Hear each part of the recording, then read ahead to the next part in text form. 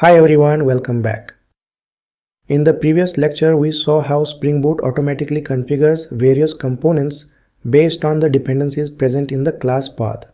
We also ran our application in debug mode and saw which auto configuration classes were applied and which were skipped. In this lecture, let's learn how to exclude specific auto configuration classes when we don't want Spring Boot to automatically configure something for us.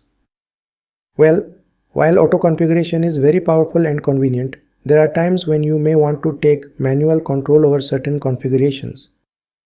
For example, suppose Spring Boot automatically configures a data source bean for you, but you want to use a custom database connection or a different connection pool implementation.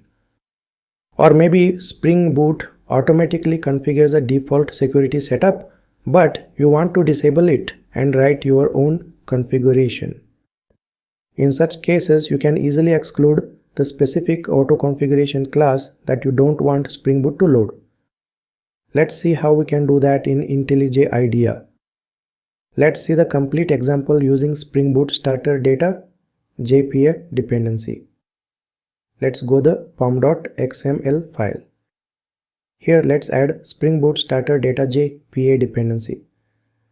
By default, Spring Boot starter data JPA dependency expect JDBC driver dependency and database connection because the Spring Boot auto configures H2 in-memory database and expect the H2 driver dependency in the class path. To confirm this, let's run the Spring Boot application. In the console, you can see the error. Reason: failed to determine a suitable driver class. If you want an embedded database, H2, HSQL or Derby, please put it on the class path. This means Spring Boot auto configures data source bean and expect the suitable driver class in the class path. Now let's say you want to configure your own custom data source manually inside your configuration class. Then you can disable the data source auto configuration class. Let's see how to do it. Open the main entry point class of your Spring Boot application, the one annotated with @SpringBoot-application. As we already know, this annotation is a combination of three other annotations: @configuration, @component-scan, and @enable-auto-configuration. Now @enable-auto-configuration is the one that triggers the entire auto configuration process, and this annotation allows us to exclude specific auto configuration classes using its exclude or exclude name attributes.